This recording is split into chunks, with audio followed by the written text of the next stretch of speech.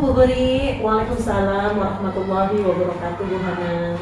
Ya, sehat Bu Guri? Alhamdulillah, sehat. Ya. Bu Guri, terima kasih banyak sudah meluangkan waktunya untuk tugas saya nih di pendidikan guru penggerak. Dalam hal ini saya ingin mewawancarai Bu Guri terkait praktik pengambilan keputusan yang selama ini sudah Ibu jalankan.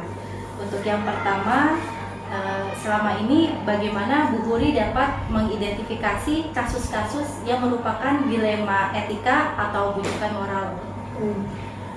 Sebelum kita masuk ke dalam identifikasi, kita perlu perjelas dulu yang disebut dengan etika, ya. Dilema etika itu kan kondisi di mana sebuah kasus itu berada pada posisi yang dua-duanya benar, yang harus kita bisa putuskan. Kalau bujukan moral, sudah pasti kondisi yang memang salah satu dari kasus tersebut ada unsur salah dan benarnya.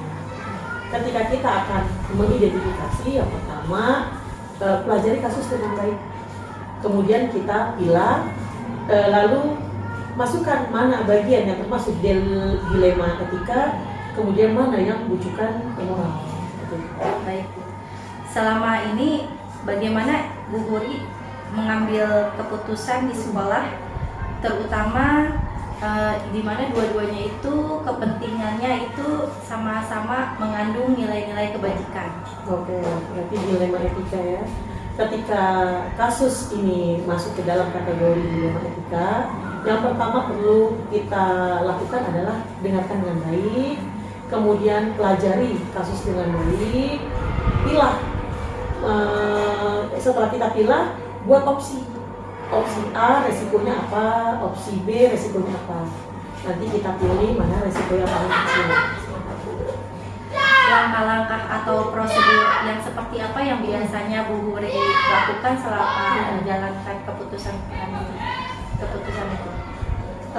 Pertama tentu prosedur yang harus kita laksanakan, kondisinya harus tetap tenang, ya.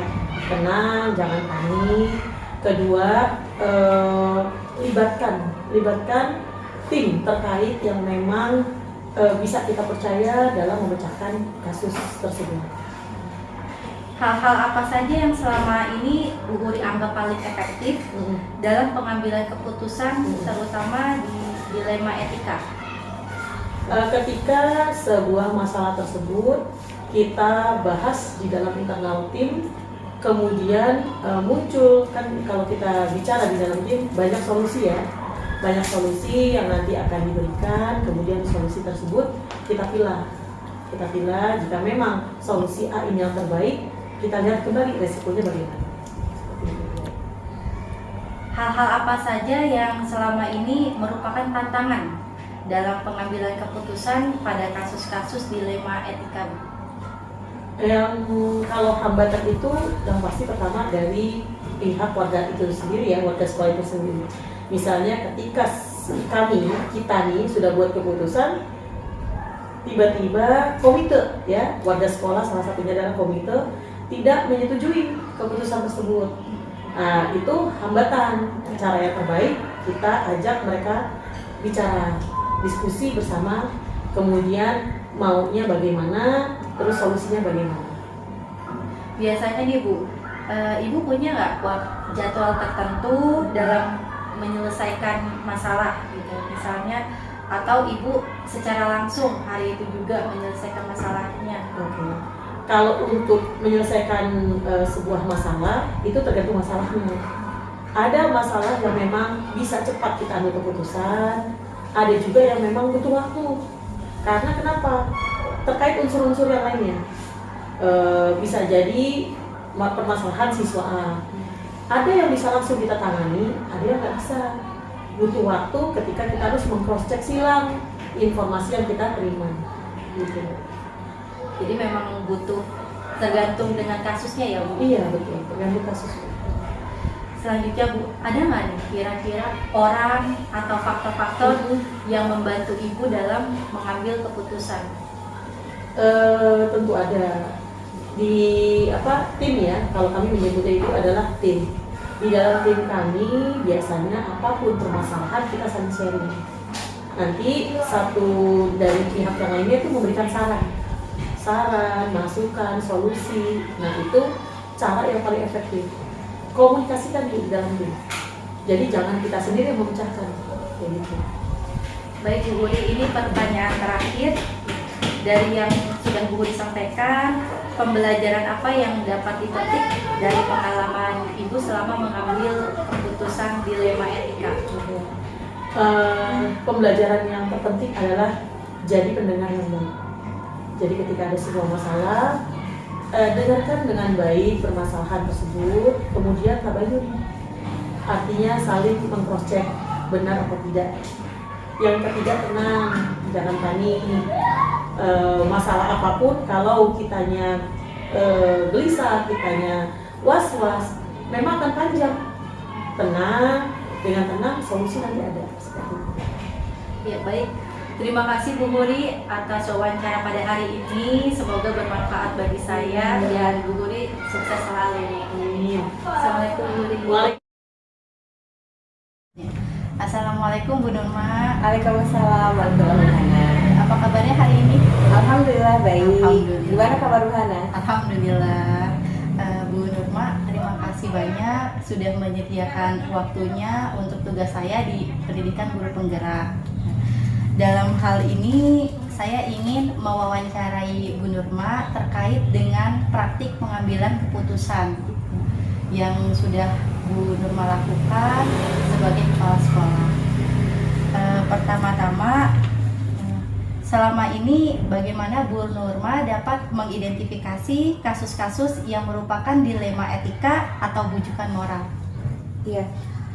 Selama ini saya melakukan identifikasi untuk dilema etika itu kan biasanya terjadi dalam kondisi seseorang harus memilih tindakan positif atau tindakan prioritas dalam menghadapi pilihan situasi dan kondisi yang keduanya memiliki kebaikan. Nah, nanti biasanya untuk hal tersebut nanti kita pilih mana yang lebih prioritas ketika menemukan dua kondisi sama-sama memiliki kebaikan. Adapun untuk mengidentifikasi bujukan moral biasanya hal ini terjadi ketika kita sedang memberikan arahan atau bujukan kepada seseorang, ada orang lain, agar orang tersebut dapat mengambil keputusan yang sesuai dengan moral atau norma yang baik. Baik. Nah, selama ini bagaimana Bu Nurma menjalankan pengambilan keputusan di sekolah, terutama untuk kasus-kasus di mana ada dua kepentingan yang sama-sama benar atau yang sama-sama mengandung nilai kebajikan? Iya, biasanya saya akan melakukan analisa dulu, kemudian melihat kepentingan-kepentingan apa dari dua hal yang terjadi. Kemudian saya lebih suka untuk menentukan prioritas mana dari kedua kepentingan tersebut agar sebisa mungkin keduanya bisa berjalan atau salah satu didahulukan dan yang lainnya nanti bisa mengikuti. Langkah-langkah atau prosedurnya seperti apa yang biasa Bu Nurma lakukan selama ini? Biasanya yang saya lakukan, yang pertama untuk mendengarkan ya, kemudian yang kedua mengamati, setelah itu melakukan analisa bersama tim, kemudian yang terakhir adalah mengambil keputusan. Baik. Hal-hal apa saja yang selama ini yang Bu Nurma anggap paling efektif dalam pengambilan keputusan pada kasus-kasus dilema etika? Biasanya saya menampung informasi kasus. Ya, menampung informasi kasus, kemudian saya butuh bantuan untuk dari tim untuk melakukan analisa. Kemudian setelah itu memetakan kasus dalam budaya sekolah. Karena itu penting menurut kami. Iya. Selanjutnya hal-hal apa saja yang selama ini merupakan tantangan dalam pengambilan keputusan pada kasus dilema etika?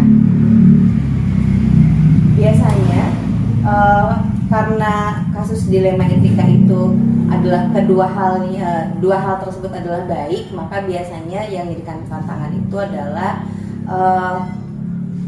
kasusnya terjadi insidental dan kita diminta untuk mengambil keputusan yang cepat dan tepat.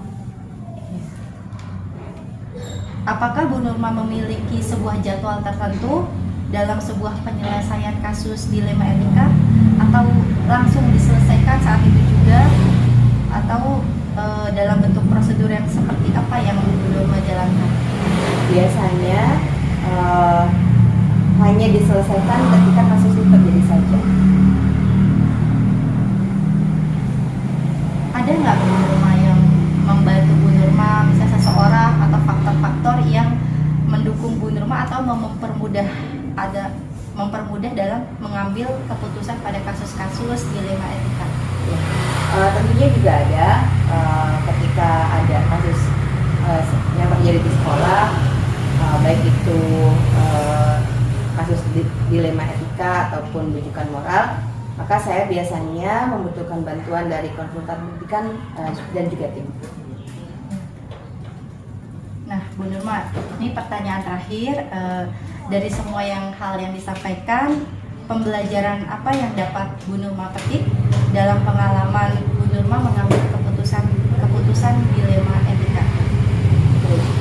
Pengalaman yang bisa saya ambil dari mengambil keputusan dilema etika itu adalah kejernihan dalam menghadapi masalah. Kalau kita sudah jernih, bisa menyikapi, bisa menghadapi, maka kita pun bisa mengambil keputusan yang tepat. Terima kasih Bu Nurma atas wawancara hari ini. Semoga dapat bermanfaat bagi saya, dan Bu Nurma juga sehat selalu, sukses terus. Sama-sama Bu Hana. Ya, Assalamualaikum warahmatullahi wabarakatuh. Waalaikumsalam warahmatullahi wabarakatuh.